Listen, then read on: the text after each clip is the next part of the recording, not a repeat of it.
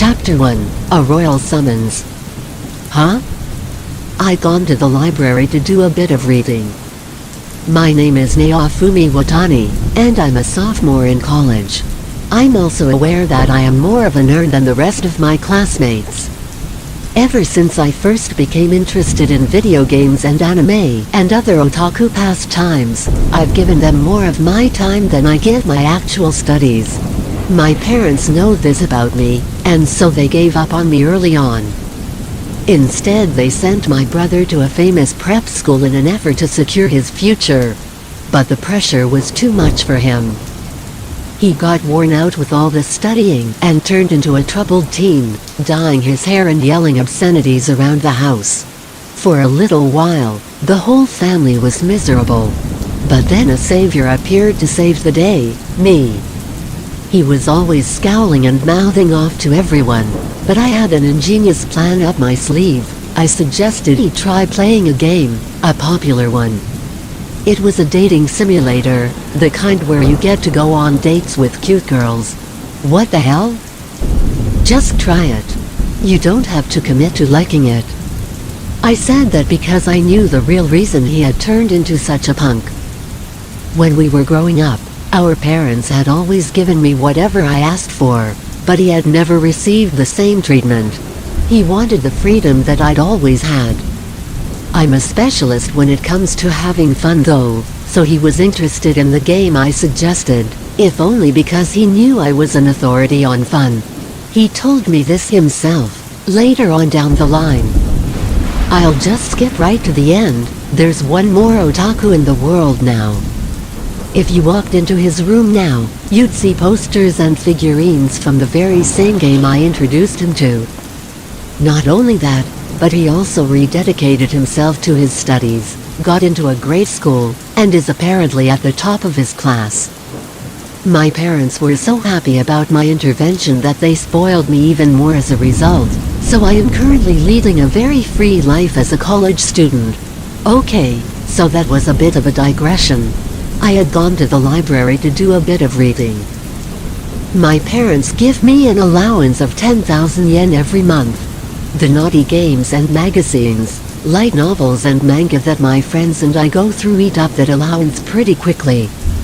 I have a part-time job that brings in about 50,000 yen a month, which is great, but the various festivals I take part in during the summer and winter months use all that money as well. My brother is not the sort of person to go out of his way to participate in a festival, but my parents rent a room for us near the festival grounds to encourage his participation. Well, whatever, they have their own lives to live, so they can't give me all that much money. They try to help cover tuition and rent, so that's plenty. So whenever I need to save money, when I don't have all that much, I go to use bookstores or to the library to read. If I have free time, I like to play games online, but if you really want to be good at them, there's no end to how much time you could sink into a character. Besides, I consider myself a jack of all trades, and I'm not really the type to invest all my time in one particular thing. And even when I do get into a game, I don't really care about leveling up my character. I just end up obsessed with gathering money in the virtual world. Even as I'm writing these words, I have characters and rare items that I collected up for sale. Thanks to those sales, I somehow managed to secure free time for myself in the real world. Okay then, so I was there in the library when all this craziness started. I was looking over an old bookshelf in the corner that was dedicated to fantasy novels. I think that fantasy has a history at least as long as recorded human history. I mean, if you really think about it, even the Bible is a type of fantasy novel. The records of the 4 holy weapons? This really old-looking book just fell off the shelf. The title was pretty hard to make out, and I guess whoever had been reading it last hadn't taken the time to put it back securely. Whatever. Figuring it was probably destiny, I brought it back to the table, sat down, and opened it. Flip. Flip. It was the kind of book that starts off by telling you about the fantasy world itself. To sum it up, it seemed to be about a different world, one with an apocalyptic prophecy to worry about. The prophecy said that many waves of great destruction would wash over the world until nothing was left. To stave off disaster and escape destruction, the people would call for heroes from another world to come and save them. Or something like that, anyway. Well, the idea seems pretty cliché now, but something about the book being that old felt, ironically, fresh. So the 4 heroes each possessed a weapon.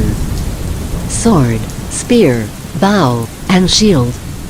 I started to wince at the content. I mean, when you think about it, a shield is not even a weapon at all. Anyway, I started to skim ahead.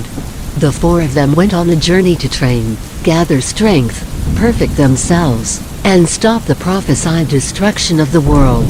My head jerked. I'd nearly fallen asleep in my seat. It was all too much. I was yawning. And the book was so old-fashioned. I mean, there were no cute heroines at all. The only girl was a princess, and she was horrible because she was manipulative and obsessed with the heroes. She kept casting flirtatious glances at all of them, pitting them against each other. I wished she would just pick one of them to focus on. The sword hero was active and powerful. The spear hero valued and protected his friends, and the bow hero would never tolerate injustice. All the heroes were good people with great personalities. There aren't many stories like that these days. You know, the kind where all the characters share the protagonist's spotlight? What's this? The story was shifting to talk about the shield hero. Huh? I turned the page and let out an involuntary yelp. All the pages after the introduction of the shield hero were blank. I kept flipping, kept looking them over, but they were all blank, white pages. There was nothing else in the book. What the heck? I was thinking over how strange it all was when I started to feel dizzy. Huh? What's? I heard my own bewildered whisper and felt my consciousness slipping away. I'd never dreamed that I'd be transported to another world. Chapter 2, The Heroes. Oh wow. I heard the sound of people marveling at something and suddenly was awake again.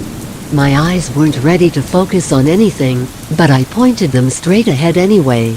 There were men in robes, looking at me in awe, and apparently speechless. What's all this? I turned in the direction of the voice and discovered 3 other people there. Like myself, they didn't seem to know what was going on. I scratched my head.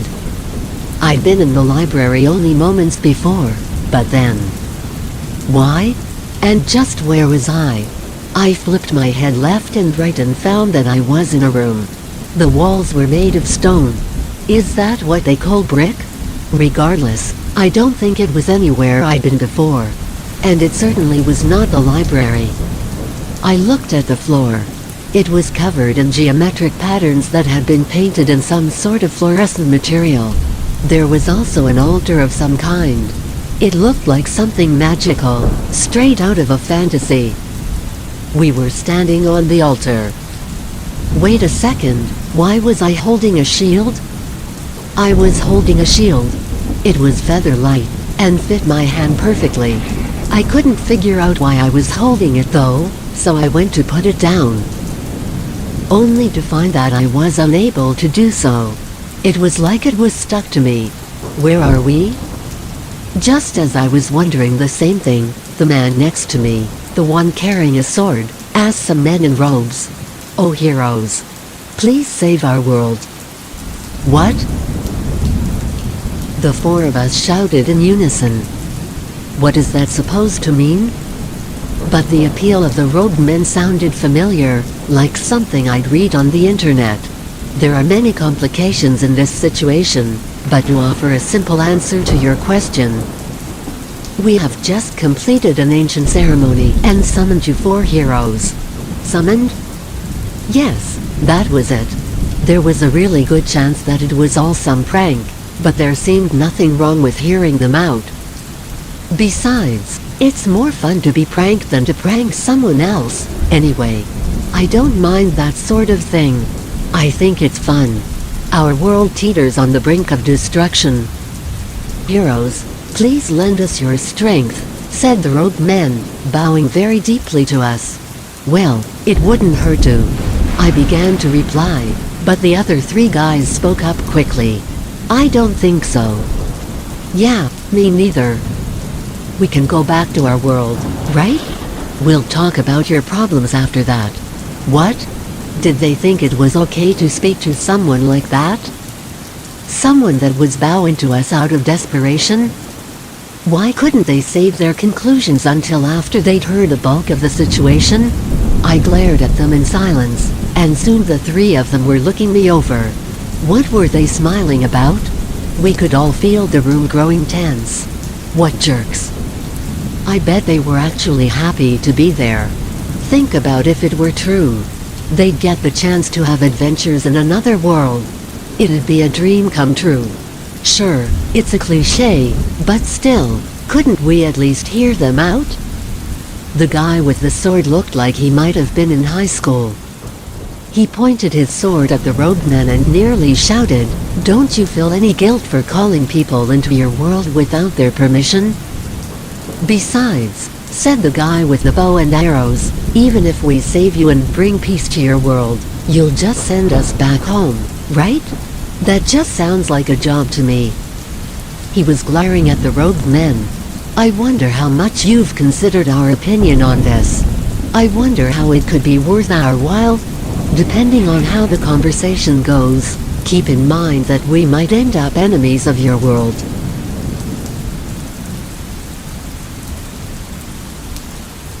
So that's how it was. That's what they wanted. This is when they try and figure out their standing and demand a reward. Well, they certainly were an outspoken, confident bunch. I felt like I was somehow losing to them. Yes, well, we would very much like you to speak with the king. He will discuss future compensation with you in the throne room. One of the robed men, apparently their leader, leaned against a very heavy-looking door until it opened, at which point he pointed in the direction we were to go. Whatever. Fine. I don't think it really matters who we talk to, but whatever. Quotes. My outspoken companions complained as they left the room in the direction indicated. I didn't want to be left alone, so I followed them out. We walked out of the darkened room and down a hallway made of stone. How should I describe it? The air felt fresh, and I can't think of any other words for it. Vocabulary has never been my strong suit. We were able to steal a glance through a window, and the scenery took our breath away. The clouds were high in the sky for as far as you could see. There, below us, a town spread out from the building we were in, all the houses lined up pretty, just like one of those European cities you'd see featured in a travel brochure. I wanted to pause for a minute and take it all in, but there was no time. We were hurried past the window and down the hall, and soon enough we arrived at the throne room. Huh? So these kids are the four holy heroes? An important-looking older man was sitting there on the throne. He leaned forward as he spoke. He didn't make a good first impression on me. I just can't stand people who condescend. My name is Alkramil Ramark XXXII, and I rule these lands. Heroes, show me your faces. I almost yelled at him to shut up, but I caught myself just in time. I guess he was in a position of authority, and he seemed to be a king of some sort. Now then, I shall begin with an explanation. This country, no, this whole world is on the brink of destruction. Seems like a rather regal introduction. The other guys with me spoke up. Well, I guess that makes sense, considering you called for us from another world. Yeah, figures. I'll try to summarize the king's story. There was a prophecy about the end of the world. Many waves would appear, and they would wash over the world, again and again, until nothing remains. Unless the waves were repelled and their accompanying calamities avoided, the world was doomed. The prophecy was from long ago, though the time it spoke of was now, this very moment. There was also a large and ancient hourglass that would signal the times. The hourglass predicted the arrival of the waves, and its sands began to fall 1 month ago. According to legend, the waves would come in 1-month intervals. In the beginning, the citizens of the land mocked the legends. However, when the sands in the hourglass began to fall, a great calamity visited the land. A fissure appeared in the country, Milramark, a fissure to another dimension. Terrifying and horrible creatures crawled out from it in great numbers. At the time, the country's knights and adventurers were able to repel the advance of the creatures, but the next wave was prophesied to be even more terrible. At this rate, the country was doomed, having no way to ward off the impending disaster. Considering the situation nearly hopeless, the kingdom decided to summon heroes from another world. That about sums it up. Oh, by the way, it seems like the legendary weapons enabled us to understand the language of that world. All right, said one of my companions. I think I understand where you're coming from. But does that mean you are basically commanding us to help you? Seems all fine and good. For you. I agree. All this sounds pretty self-centered to me. If your world is on the road to destruction, just let it burn. I don't see what it has to do with us. I could tell by the condescending giggle he struggled to hide that he secretly thought that this was all really cool. Well, it was my turn to speak up next. As they have said, we don't have a responsibility to help you. If we dedicate our time and lives to bringing peace to your kingdom, do we get anything besides a thanks and see you later? I mean, I guess what I really want to know is if there is a way for us to get home. Could you tell me anything about that? The king shot his vassal a sidelong glance. Of course we are planning on compensating you all for your efforts. The heroes, including myself, pumped our fists in celebration. Yes! Phase 1 of negotiations, complete. Naturally. Continued the king. I've made arrangements to support you financially, and also to provide you with whatever you may require, in thanks for your efforts on our behalf. Oh yeah. Cool. Well, as long as you'll promise us that, I don't think we'll have a problem. Don't think you've bought us off. As long as we aren't enemies, I'll help you out though. Agreed. Me too. Why did they all have to act so superior all the time? Think about where we are. Do you really want to make an enemy of the king? Still, I guess it was good to get all the particulars out of the way in advance rather than risk losing everything down the road. Very well then, heroes. Tell us your names. Wait a second, I just noticed something. Doesn't all this sound similar to the book I've been reading in the library? The records of the 4 holy weapons? A sword, spear, bow, and yes, a shield. Even the 4 heroes were the same. Could I have somehow gotten pulled into the world of that book? I was starting to mull these things over when the kid with the sword hero, stepped forward and introduced himself. My name is Renamaki. I am 16 years old, and a high school student. The sword hero, Renamaki. He was an attractive young guy. His face was handsome, and he was relatively short, maybe 160 centimeters. If he cross-dressed, you'd mistake him for a girl in an instant. His face was so composed. His hair was black, and cut short. His eyes were sharp, and his skin was white. Overall he gave off a cool impression. Like a quick, slender swordsman. Alright, I'll go next. My name is Motoyasu Kitamura. I'm 21, and a college student. The spear hero, Motoyasu Kitamura. He came off as light-hearted and kind, something like an older brother. His face was at least as well kept as Ren's, the type of guy who was sure to have a girlfriend or two. He was probably around 170 centimeters. His hair was pulled back into a ponytail. I normally don't like ponytails on men, but it seemed to suit him. Overall he seemed like a caring, older brother. Okay, my turn. I'm Itsuki Kawajumi. I'm 17, and still in high school. The bow hero, Itsuki Kawajumi. He looked like the calm, piano-playing sort of character. How to explain it? He seemed vain, and yet, at the same time, he held some unrevealed strength. There was something indefinite about him. Something vague. He was the shortest among us, probably somewhere around 155 centimeters. His hairstyle was slightly wavy, as if it had been permed. He was like a soft-spoken younger brother. Apparently we were all Japanese, though I would be pretty surprised to see a foreigner here anyway. Oh, my turn already? I guess I'm last. My name is Naofumi Watani. I'm 20 years old, and a college student. The king looked down at me condescendingly. I felt goosebumps crawl up and down my spine. Now then, Ren, Motoyasu, and Itsuki, correct? Your Grace, you've forgotten me. Ah yes, pardon me, Mr. Naofumi. So the old guy was a little slow on the uptake. But you know, I was still feeling somehow out of place among them all there. And now he forgot to include me in such a short list? Now then, heroes, please confirm your status, and give yourselves an objective evaluation. Huh? What did he mean by status? Exclamation mark. Excuse me, but how are we supposed to evaluate ourselves? Asked Itsuki.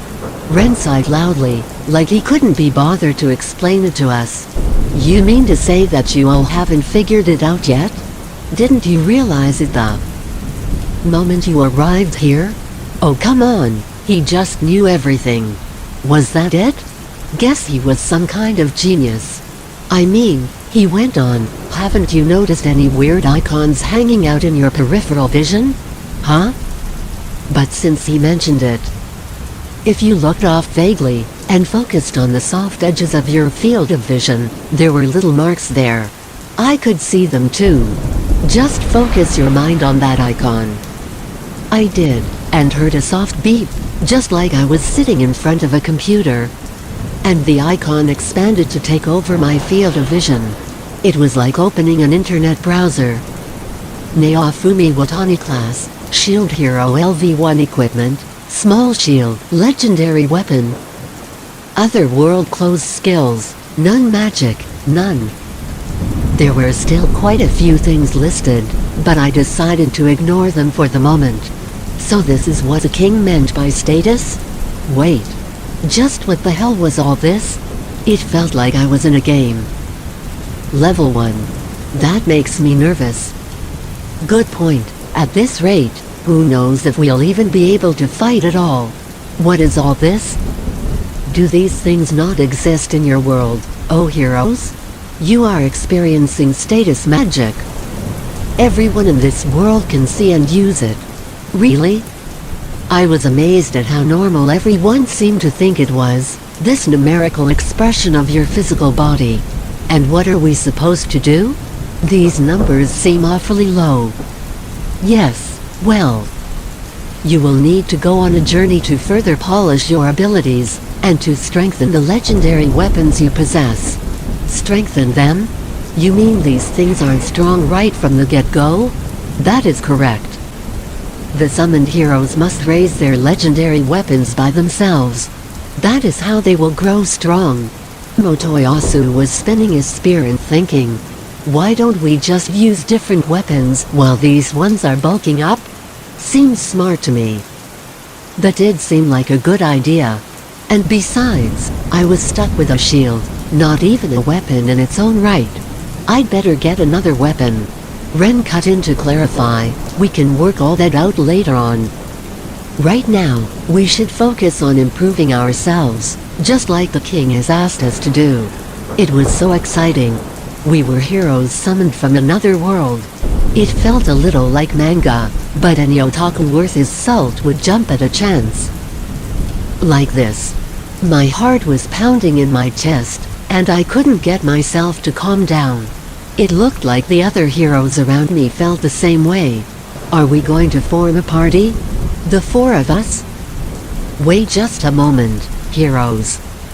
HM? Just as we were preparing to set out on an adventure, the king spoke again. The four of you should set out separately, to recruit your own companions. Why is that? Quotes. According to the legends, he began, the legendary weapons you possess will interfere with one another should you form a party. Both your weapons and yourselves can only grow when you are apart from one another.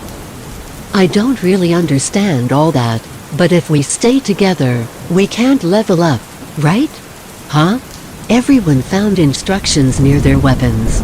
We all began to read at the same time. Attention! The legendary weapons and their owners will experience adverse effects if they fight together. Caution! It is preferable that the heroes and weapons are used individually. I guess it's true then. But why did all of this sound so much like a game? It was like I'd been transported into a game. Anyway, games don't feel this real, and there were real humans living here, so I guess it was still a reality of one kind or another. Still, the system reminded me of a game nonetheless. The instructions on the weapons went on at great length and detail, but there wasn't enough time to read them right then. So you think we should try and form our own parties? Quotes. I will attempt to secure travel companions for you all. Regardless, evening draws near. Heroes, you should rest for the night and prepare for departure on the morrow. In the meantime, I will find companions for you from the village below. Thank you very much. Thanks. We all thanked the king and retired to our room for the night. Chapter 3, A Heroic Discussion. There were ornate beds prepared for us in the provided chamber. Everyone was sitting on them, closely inspecting their weapons, and letting their vision drift absent-mindedly to check on their status screens. I glanced at the window, only to find that the sun had set long ago, which just goes to show how much time we had spent reading the instructions. Okay, so let's see here. The legendary weapons required no maintenance at all. They were powerful and sturdy enough on their own. The material the weapons were constructed of reacts to the level of the hero who wields them, and any slain monsters were recorded in something called a weapon book. Weapon book was something that apparently kept a list of all the forms the legendary weapons were capable of transforming into. There was a weapon book for my own shield that could be viewed from the weapon icon. I opened it. Fwip. The border of the window quickly expanded to fill my field of vision, and it was filled with rows of weapon icons. It appeared as though none of them were currently available for upgrades. Huh? Would you believe it? It looked like certain weapons could be set and improved upon, growing more powerful with time. Got it. It was just like the way that skills and weapons are leveled up in online games. It said that in order to learn skills, the powers hidden in our weapons would have to be set loose. It really did seem exactly like a game of some sort. Hey, this is just like a game, don't you think? Quotes. It looked like the other guys were reading over the help menus too. One of them responded to my question. Like a game? I think it actually might be a game. I know games that are just like this, said Motoyasu, bristling with an air of conceit. Huh? Quotes. Yeah, it's a pretty famous online game. Haven't you heard of it? No. And I'm a pretty hardcore otaku. You've never heard of it, Naofumi? It's called Emerald Online. Never heard of it. What is it? Quotes. Naofumi, have you even played an online game before? It's famous. Now, I've only played stuff like Odin Online, or Fantasy Moon Online. Those are pretty famous too. I've never heard of them before. Must be minor titles or something. Huh? Huh? I don't know what any of you are referring to. This is nothing like an online game. It's more like a console game. Motoyasu, Itsuki, you're both wrong on this one. If anything, it's a VRMO. No way. Even if we suppose, for the moment, that we are in an online game, it still must be the sort that you control by a mouse, or with a controller. Ren looked confused by Motoyasu's theory, and he jumped into the conversation. A mouse? A controller? What kind of antique games are you guys talking about? These days, aren't all online games VRMO? VRMO? I guess you mean a virtual reality mode? Cut the sci-fi crap. You know the tech isn't ready for stuff like that yet. Huh? Ren nearly shouted in surprise. Thinking back on it, he was the first of us to figure out how to use the status magic. It kind of seemed like he knew what he was doing. He might have known more than he was letting on. Excuse me? You all seem to think this is like a game, you know. Can I ask what the names of those games are? Itsuki raised his hand and answered quickly, Brave Star Online. Emerald Online. I spoke up next. I dunno, I mean, are we even in a game world? I also thought it seemed a bit like a game, but could we really have arrived in a game that I had never even heard of? I see. As for my opinion, this reminds me of a console game called Dimension Wave. And so we all seem to think the world represented a different game. Wait a second. Let's try to collect what we know for sure. Motoyasu rested his head on his hands and tried to calm us down. Ren, this VRMO you speak of means exactly what we said, correct? Yeah. Itsuki, Naofumi, you guys understand what he means, right? I think it sounds like a game from science fiction, but yes. I think I read about something like it in a light novel once. Fair enough. That's about all I can think of too. Okay then, Ren. The game you mentioned, Brave Star Online. Is that a VRMO too? Ah, right. The VRMO I played was called Brave Star Online. The world felt very, very similar to this one. Considering the way Ren spoke of it, it seemed like this VRMO thing was ordinary technology for him. It sounded like computers could read the user's brainwaves, and allow the user to dive into the computer world directly. Okay, fine. Well, if that's true, Ren, in the world you come from, do they have any games similar to the things we have mentioned? Like maybe in the past? Ren shook his head. And just so you know, I consider myself pretty well versed in the history of games where I'm from. I've never heard of anything like what you are all talking about. But the games you guys are talking about, you all consider them relatively well-known titles, right? Motoyasu and I nodded in agreement. If we knew anything about online games, which we all thought we did, it seemed impossible that we wouldn't know anything about the games we were all mentioning. Even if, for the time being, we grant that we were not as well versed in online games as we all assumed ourselves to be. We all thought we were mentioning famous games. How could we be so wrong? Okay then, let's start with some common sense questions. You can all name the current Prime Minister, right? Sure. Okay, let's all say it at the same time. Gulp. Masato Yuda. Gotaro Yawahara. Enichi Kodaka. Shigeru Ichifuji. We all fell silent. I had never heard of the other names. Not even in the history books. We went on to compare our knowledge of internet terms, famous internet sites, and famous games. None of our examples matched up.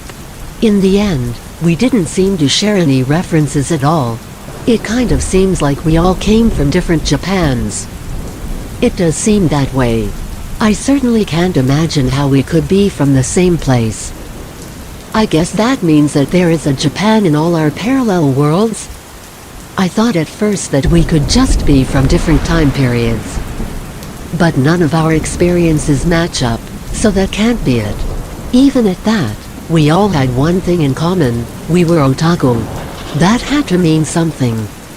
If that's the case, it seems like we were all brought here for different reasons, and in different ways. I'm not really into having useless conversations. Do we really need to have these things in common anyway? Ren spoke up as if he was the coolest person in the room, and he wanted everyone to know it. I was on my way home from school when I hit a spot of bad luck and got caught up in a murder case. It was the talk of the town at the time. I was with a good friend. I remember saving him, and I remember the criminal getting arrested. Ren was rubbing his side, softly, as he spoke. I wanted to poke fun at him. What kind of hero did he think he was with all this talk of saving his best friend and all that? I managed to keep my thoughts to myself. I suppose he was saying that he caught the bad guy, but then was stabbed in the side during the struggle. He looked like the kind of guy to boast about things that never happened. I instantly wanted to file him away as untrustworthy. And yet, he was one of the heroes summed here. The least I could do was hear him out. Anyway, so then, before I knew it, I woke up here. Makes sense. Pretty cool of you though. Isn't it? Saving your best friend and all? He responded to my compliment with even more aloofness. Fine then. Okay, I guess I'm next, said Motoyasu, lightly pointing at himself. I have. Well, to put it simply, I have quite a few girlfriends. I'm sure you do. Something about him seemed like a thoughtful older brother. He also gave off the impression of being popular with girls. And well, you had too many at once. And they stabbed you or something? Ren said, laughing to himself. Motoyasu snapped his eyes open in surprise, then nodded. Yeah, well, women are terrifying. God damn it. I took no time to disguise my anger and found myself flicking him off. He could die for all I cared. Or wait, I suppose he already had. Is that how they got here? But wait. Itsuki placed his hand over his heart and began to speak. Now it's my turn. I was on my way home from prep school. I went to cross the road, but a dump truck came screaming around the corner at full speed. And then, again, we all fell to silence. So he was almost certainly hit by a truck. What a sad way to go. But wait, wasn't I kind of an outlier in this situation? Do we really all have to talk about how we got here? Well, we all already have. I guess. Well, sorry everyone. I was at the library, flipping through a book I'd never seen before. Before I knew it, I woke up here. Again, silence. They were staring at me, cold as ice. What was that supposed to mean? Did I have to come here under miserable circumstances to be part of their group? The three of them started whispering among themselves so that I couldn't hear what they were saying. Yeah. But he has a shield. I knew it. Motoyasu, you too? Yeah. I started to feel like they were making fun of me. It was time for a change of subject. All right. So is it fair to assume that we all have a pretty good idea about how the system in this world works? Sure. Done it 1,000 times. I think I get it well enough. Well, there you have it. But wait. Am I the only amateur here? This sucks. Well, maybe you guys could teach me what I need to know to fight in this world? There were no games like this where I'm from. Ren narrowed his eyes and glared at me. Again, ice cold. For whatever reason, Motoyasu and Itsuki were looking at me with kindness. Alright then, your big brother Motoyasu will, as best he can, teach you the basics. He sounded fake, with that big smile on his face. Soon his hand was on my shoulder, and he was talking away. First of all, and I'm only talking about the game I know, Emerald Online. But you're a shielder. Basically, your job is to use the shield and protect people. Uh-huh. In the beginning, your defense is super high, which is great and all, but as you go up in levels, the damage you start to take gets a little unbalanced. Uh-huh. There are no high-level shielders. At higher levels, it's a useless class. New. That was not what I wanted to hear. What was with the death report? All they wanted to say was that I was doomed? Hey, no thanks. What about updates? Were there no updates? Like, to balance out my class? Nope. Because of the game system, and because of the game's population, the class was abandoned pretty early on. It's really not good for much. I think they had even planned to delete the class altogether. And I guess I can't change jobs? Well, the associated jobs are all, how to put it? Dead. And I can't change? Now, the game never let you switch to another job tree. Quotes. What? Was I really stuck with the worst job in the game? I was staring at the shield in my hands and thinking, was my future really so gloomy? What do you guys think?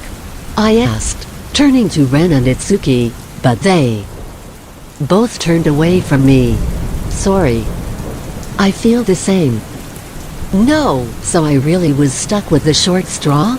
I was dwelling on this, absent-mindedly, when I saw the three of them in the corner of my eye. They were all deep in conversation about the game. What about the geography? The names are different, but the map seems to be the same. If the map is the same, there's a high probability that the division of efficient monsters is the same also. The best hunting grounds will be different for each weapon. Probably best to make sure we go to different places. True. We need to focus on efficiency. Did they all know enough about the game to figure out how to cheat? It started to look that way. Hey, there's a thought. If my class was so weak, I could just depend on them to support me. There were plenty of ways to do it. Even if I were weak, fighting with the party would get me experience to level up. What is another world, if not an opportunity to fight with your brothers, to deepen your bonds? That's how it was supposed to work, right? Now, if only there were a girl or two in the party, then things would be perfect. If I was a shielder, I wouldn't do the fighting. I'd just protect my teammates, right? I didn't really have a chance to meet any girls back in my world, but things might be different here. Well, it will be fine. I mean, we are in a whole new world. Even if I'm not the strongest character, I'm sure something will work out. They looked at me as if they were looking at something pitiful. Or at least, I thought that's how they were looking at me. If I let it bother me, I'd be doomed before we even got started. Besides, I was equipped to defend, and this wasn't a game. I could just get rid of my special shield and get a weapon instead. Alright, let's do this. I forced myself to show some gumption. Heroes, we have prepared a meal for you. What's that? Looks like we were going to get a nice dinner. Nice. Quotes. We opened the door, and the attendant guided us to the knight's dining hall for dinner. It was like something out of a fantasy movie. The dining hall of a great castle. There was a large table in the center, laid out like a buffet with all sorts of food. Everyone, please eat whatever you like. What? I guess we are eating with the castle knights? Ren mumbled to himself. How could someone complain about a dinner like this? Damn, he was rude. You misunderstand. This food has been prepared for you. The knights will not be permitted to enter until you have had your fill, said the attendant. I looked around the room only to find that the boisterous crowd we'd assumed were other diners was actually composed chiefly of cooks. I suppose this was meant to imply that the four of us were of higher priority than the castle knights. Thank you. Let's eat then. Yeah. Right on. Quotes. And so we began to dine on the food of this new world. The culinary sensibilities were not what I was used to, but it was certainly not disgusting. There wasn't anything I wasn't able to stomach. And yet, something that looked like an omelette tasted more like oranges, and many of the dishes combined flavors that never went together where I was from. We finished eating, and found ourselves growing sleepy on the way back to our rooms. Think they have a bath? Well, it looks like the Middle Ages around here. They might have a bathtub though. If you don't request it, I doubt they will provide one. I guess I can let it go for one day. Quotes. Yeah, I'm getting tired, and the adventure starts tomorrow. Better get a good night's sleep. Everyone nodded in agreement to Motoyasu's suggestion, and we went to our beds. The four of us, including me, were obviously excited for the next day to come. Still, we fell asleep very quickly. Our adventure began the next day.